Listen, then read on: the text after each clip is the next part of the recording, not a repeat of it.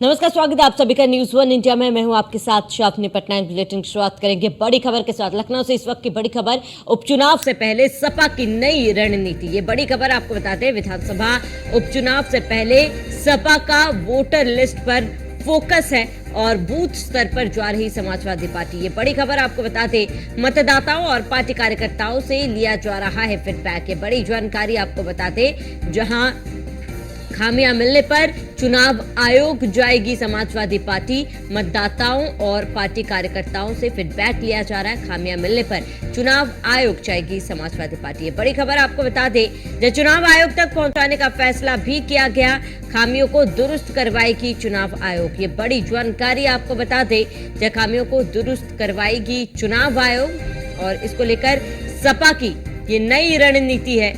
लखनऊ से बड़ी खबर, जहां उपचुनाव से पहले सपा की नई रणनीति। विधानसभा उपचुनाव से पहले सपा का वोटर लिस्ट पर फोकस है और ऐसे में बूथ स्तर पर जा रही समाजवादी पार्टी। जो वोटर लिस्ट है उस पर समाजवादी पार्टी का फोकस है, जिसमें मतदाताओं और पार्टी कार्यकर्ताओं से फीडबैक लिया जाएगा और अगर कहीं पर कमी पाई जाती है, खामियां मिलने पर चुनाव आयोग जाएगी समाजवादी पार्टी। ये बड़ी खबर आपको बता रहे हैं और चुनाव आयोग तक पहुंचाने का फैसला भी किया गया है। बड़ी खबर आपको बता दें, जहां खामियों को दुरुस्त करवाएगी चुनाव आयोग। तो बड़ी खबर, अहम जानकारी लखनऊ से आपको बता दें, उपचुनाव से पहले सपा की रणनीति और विधानसभा उपचुनाव से पहले सपा का वोटर लिस्ट पर अहम फोकस है, जहां मतदाताओं और पार्टी कार्यकर्ताओं से फीडबैक लेगी समाजवादी पार्टी। बूथ स्तर पर समाजवादी पार्टी जा रही है और बूथ स्तर पर समाजवादी पार्टी का फोकस है। मतदाताओं और पार्टी कार्यकर्ताओं से समाजवादी पार्टी फीडबैक लेगी और इसके साथ ही फीडबैक लेने के बाद खामियां मिलने पर चुनाव आयोग को सूचित किया जाएगा। ये बड़ी जानकारी आपको बता दें, खामियां मिलने पर चुनाव आयोग को सूचित किया जाएगा। चुनाव आयोग तक पहुंचाने का फैसला भी किया गया है और खामियों को दुरुस्त करवाएगी चुनाव आयोग।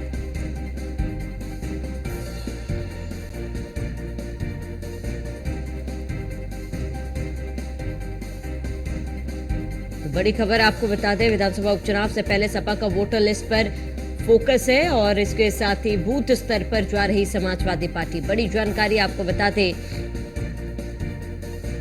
जहां मतदाता और पार्टी कार्यकर्ताओं से फीडबैक लिया जाएगा। ये बड़ी खबर आपको बता दें।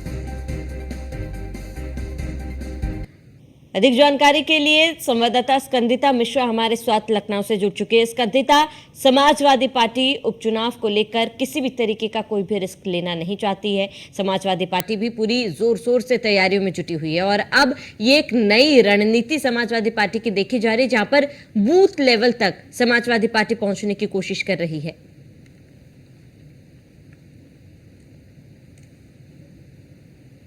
लोकसभा का चुनाव रहा हो या फिर वो आने वाला 10 सीटों पर होने वाला विधानसभा का उपचुनाव हो, बूथ स्तर पर समाजवादी पार्टी की तैयारियां जोरों पर चल रही हैं।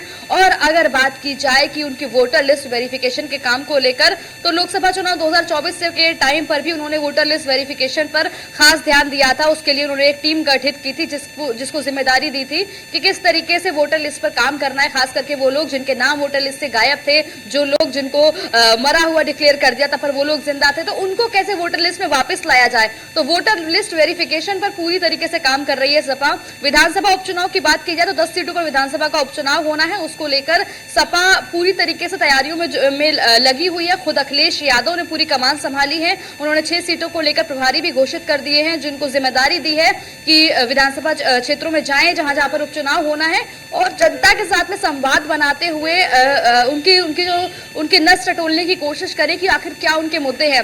अगर इन चुनावों की बात की जाए तो इन चुनावों में भी जातीय जनगणना का मुद्दा या पीडीए की बात की जाए तो पिछड़ा दलित और अल्पसंख्यक का मुद्दा इस बार फिर जोरों से रख रही है समाजवादी पार्टी और हर हाल में इन सीटों को जीतने की पूरी तैयारी में है। ना सिर्फ विपक्ष की अगर बात की जाए, बल्कि सत्ताधारी पार्टियों की अगर बात की जाए तो वो भी एड़ी चोटी का जोर लगाती हुई नजर आ रही है और बूथ स्तर पर सपा विधानसभा की तैयारियां चल रही है, वोटर लिस्ट वेरिफिकेशन की बात की जाए या फिर चुनाव आयोग के संबंध में बात की जाए, तो अगर कोई भी खामी मिलती है, चाहे वोटर लिस्ट में हो या अभी कुछ पीछे बीते दिनों हमने देखा कि किस तरीके से बीएलओ बदले गए, खास करके जिन बीएलओ को बदला गया था वो मुस्लिम और यादव वर्ग के थे, उसको लेकर भी अखिलेश यादव ने ट्वीट करके कहा था। समाजवादी पार्टी ट्विटर हैंडल से भी ट्वीट किया गया था।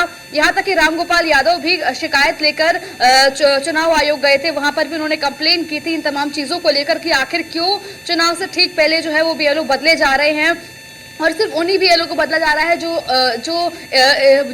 उस कैटेगरी से बिलोंग करते हैं, या तो मुस्लिम समुदाय से बिलोंग करते हैं या फिर वो यादव समुदाय से आते हैं। तो ऐसे में उनको क्यों बदला जा रहा है, इस शिकायत को लेकर रामगोपाल यादव गए थे, खुद अखिलेश यादव ने ये मुद्दा उठाया था और अब वोटर लिस्ट पर काम करती हुई समाजवादी पार्टी नजर आ रही है। इससे पहले भी उन्होंने चुनाव के दौरान तमाम बातें कही थी, चाहे वो बैलेट पेपर से चुनाव कराने की बात हो, वोटर लिस्ट का मुद्दा हो, तो कहीं ना कहीं जो समस्याएं उनको दिखाई दे रही हैं चुनाव से पहले, उसकी मरम्मत करते हुए नजर आ रहे हैं अब अखिलेश यादव, चाहे और इसी क्रम में वोटर लिस्ट वेरिफिकेशन पर भी काम कर रहे हैं। बूथ स्तर पर जिम्मेदारी सौंपी गई है, जगह जगह उन्होंने प्रभारी बनाए हुए हैं, उनको जिम्मेदारी के तौर पर जो पार्टी के पदाधिकारी हैं, नेता हैं, उनको जिम्मेदारियां दी हैं और कहा है कि बूथ स्तर पर मेहनत करें, जनता के साथ में लगातार जुड़े रहें, संवाद करते रहें कि आखिर उनके क्या मुद्दे हैं, वोटर लिस्ट में किस किस का नाम शामिल नहीं है उसके नाम को शामिल किया जाए, हर तरीके से वोटर लिस्ट वेरीफाई की जाए, उस प्रयास में समाजवादी पार्टी जुटी हुई है। जी बिल्कुल। अब स्कंदिता, कहीं ना कहीं इस तरीके से बूथ लेवल पर लोगों से रूबरू भी होगी समाजवादी पार्टी, और इसके साथ ही वोटर लिस्ट को लेकर जानकारी तो जुटाएगी ही, और आम जनता से समाजवादी पार्टी सीधे संवाद करने की कोशिश कर रही है, सीधे जुड़ने की कोशिश कर रही है, और कहीं ना कहीं जाहिर सी बात है जब हम आम जनता से जुड़ते हैं इसका फायदा जरूर पार्टियों को मिलता है। स्कंदिता, देखिए बिल्कुल, अगर आम जनता की बात की जाए तो इसको अच्छे से भुनाया समाजवादी पार्टी ने लोकसभा चुनाव 2024 में, और अगर विधानसभा उपचुनाव की बात की जाए तो जिन जिन सीटों पर विधानसभा का उपचुनाव होना है वहां पर समाजवादी पार्टी लगातार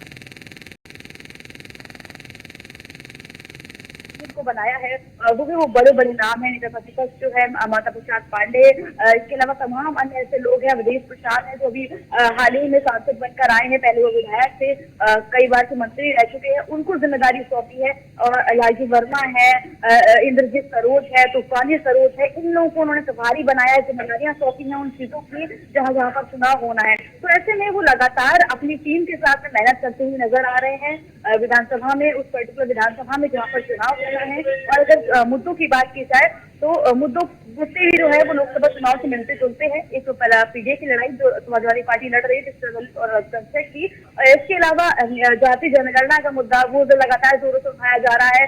बीते दिनों हमने देखा कि बाढ़ की समस्या है जो जनता जीत रही थी, उस मुद्दे को भी समाजवादी पार्टी भरपूर भुनाती हुई नजर आ रही है। रोजगार का मुद्दा लोकसभा चुनाव में भी उठाया और अब विधानसभा उपचुनाव में भी उठाती हुई नजर आ रही है, चाहे वो अग्निवीर की बात हो या वो अन्य तमाम जो भर्तियां है उसको लेकर बात हो, लीग का मामला हो या तमाम चीजें हो, उसको अच्छे से कैसे बुलाना है जिस तरीके से चुनाव में।